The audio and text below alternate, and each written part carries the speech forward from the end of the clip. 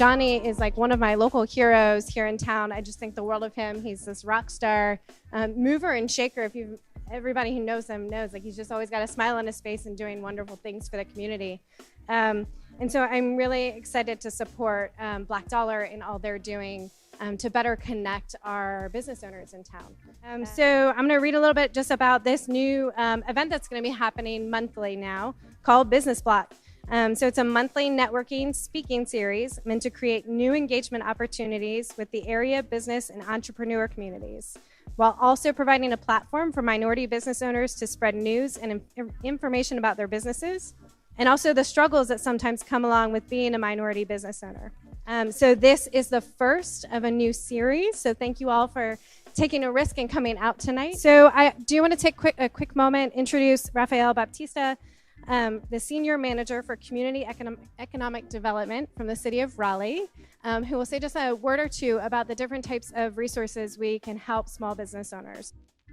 Thank you everyone for being here. We're really excited. The City of Raleigh is really invested in equitable economic development and this idea of prosperity for all. So we want to see success among all parts of Raleigh. We're really invested in small businesses and entrepreneurs.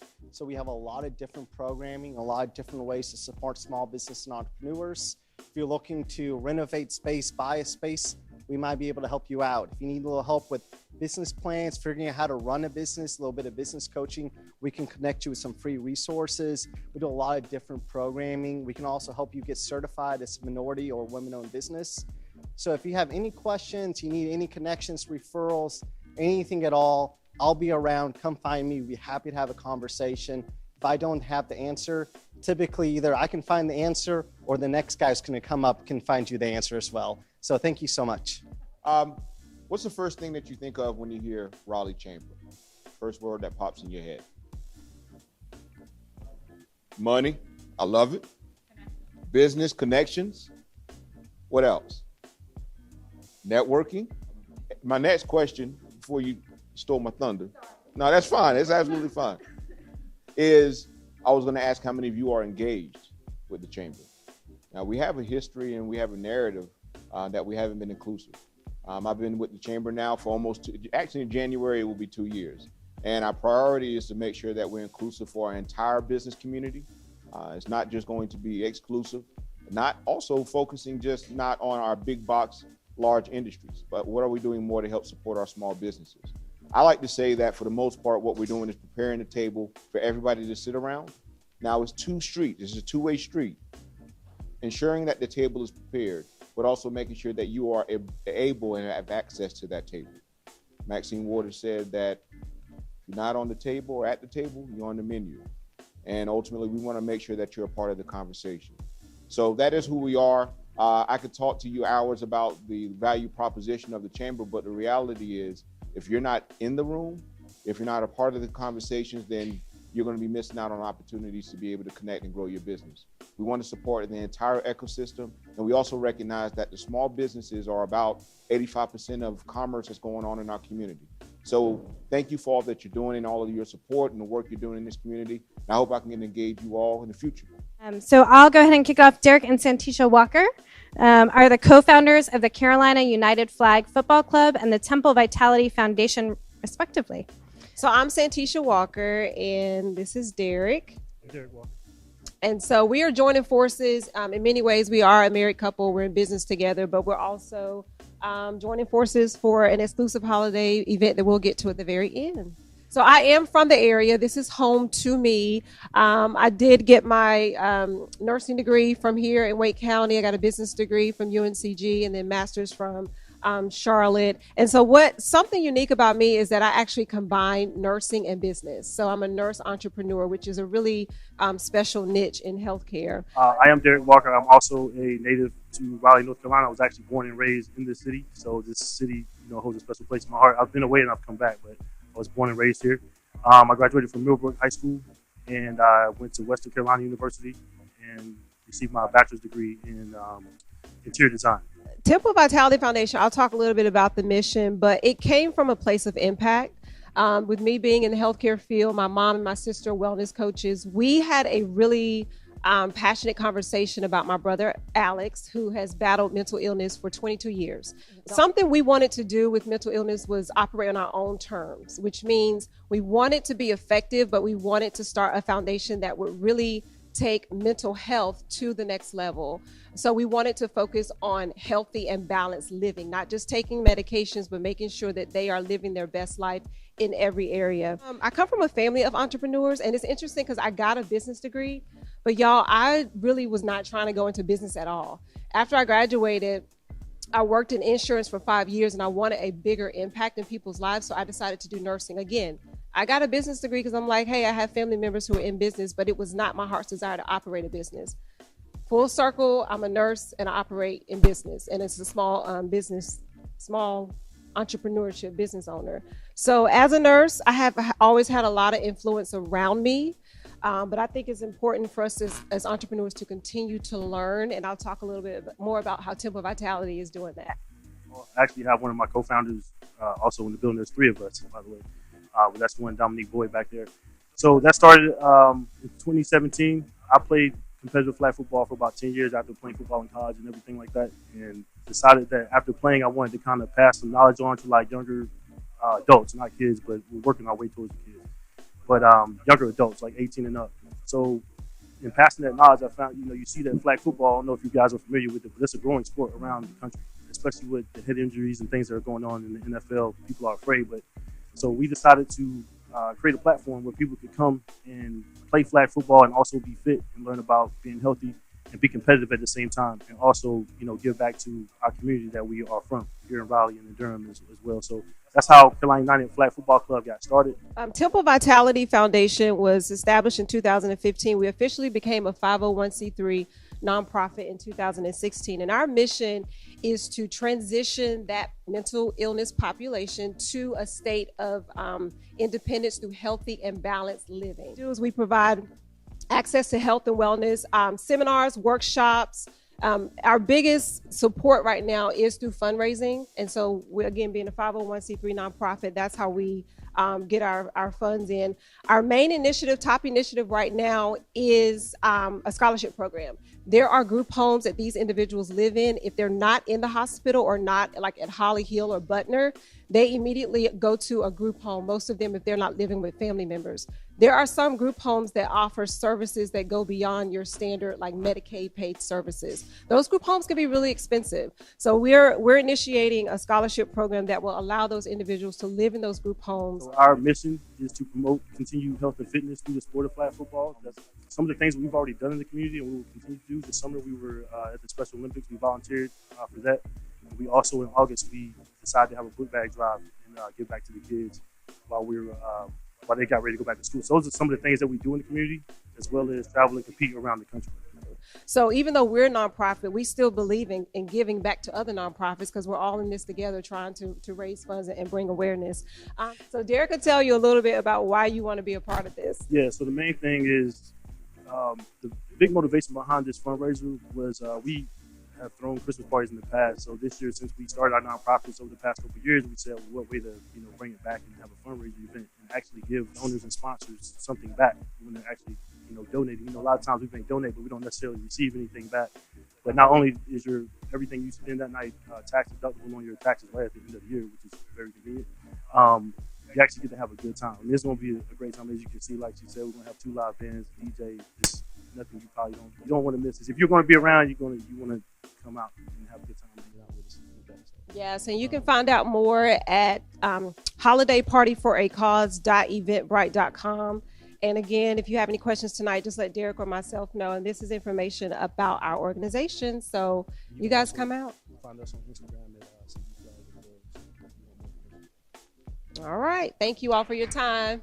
All right. Next, we have Emily Neville, who started Reborn Clothing Company as a sophomore at NC State to give consumers an upcycling option for their closets. Okay, so excited to be here with all of you tonight. Already had some great conversations, and I'm excited to continue that. So yeah, let's get started. I'm the founder and CEO of Reborn Clothing Company, and my vision for it is to be the global brand of choice for upcycled textiles. So I started Reborn as a sophomore at NC State. at the young age of 19. I'm now 21, and with 14 employees and a facility, have learned a lot about growing a business. So I'm also pretty accustomed to being the youngest person in the room and a lot of times the only female entrepreneur. But I'll be graduating in 4 weeks from NC State. I'm studying political science, so no background in textiles or business, but I've learned a lot along the way. Probably most importantly, to surround myself with people who are really good at what they do and just let them do their jobs. Yeah, so you can see here, kind of started, that's really my main piece of advice tonight. What I realized is that with local and organic grocery food options, a lot has come about. You can go to your local Trader Joe's or even your local Walmart or Food Line and find local or organic food options. But the same cannot be said for textiles and still can't be said for textiles. So I wanted that to change as well and kind of bring textiles back, a revitalization, so to speak. So with boxes of NC State surplus branded apparel, we received licensing, and within a few months turned that excess material that entered the supply chain with value but left it with none into products. And so we placed our first products within a few months into the NC State bookstore, off-campus retailer Red and White Shop, and then back to departments as giveaways or internal orders. So we've kind of coined this term, upcycling is the new recycling. So what I just talked about, turning this material into a new product, lengthening the lifetime of it, this is different from just shredding it or recycling it. A lot of our partners even now were landfill free when we started working with them, but they weren't retaining any value from that clothing or excess material. And so what we do instead is we make it into a new product, adding value back into it and telling a really awesome, powerful story. So that's why I like to say that upcycling is more profitable, marketable, and sustainable. So sustainable because we're using material that already had labor, water, power, energy going into it. And so instead of starting from scratch, we're actually just taking what already existed and making a new product out of it. So like I said, we started at NC State. We've grown a lot since then. And so within the past 6 months, we've added every major North Carolina university, and now are really very quickly adding Southeast universities. We just added Clemson and University of Virginia this past week. So I'm really excited. We realized that NC State wasn't the only university with this problem, but ultimately every university has this problem. And so every year, the recurring surplus materials that otherwise would sit in storage closets or be sent overseas or shredded or destroyed are now made into these awesome reborn products. So these are just a few examples, but we make everything from koozies, which we call drink diapers because they kind of look like that, to dog beds, to teddy bear t-shirts, duffel bags, laptop sleeves, around 25 set products now. So a lot of things on the horizon for us. We've just formed a partnership with Sunbrella Fabrics out of Burlington, North Carolina, which is around a $50 million operating business. And so Sunbrella, like every textile company, has a lot of textile waste. Right? And so what we do is we take these 1 or 2 yard cut samples from their design team. We take dead stock from 2-year-old manufacturing runs.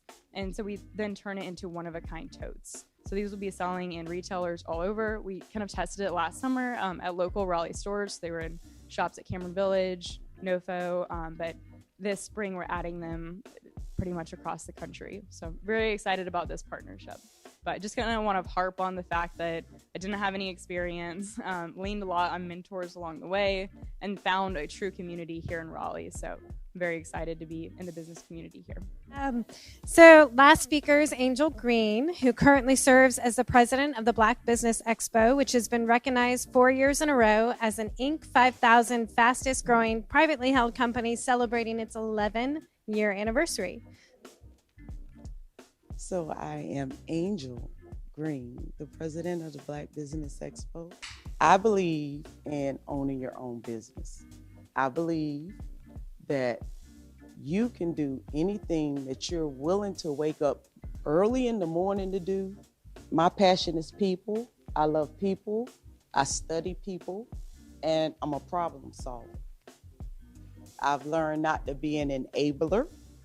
And there's a difference between solving a person's problem and enabling them. So the Black Business Expo, what we do, before I tell you that, I got to tell you about Ms. Francis and Mr. Eric Kelly III, who is the founder of the Black Business Expo, who sits right there. Yes. And so this is our 11th year, and it will be held in Durham, North Carolina, at the Marriott on November 30th. So if you all are available, please come out.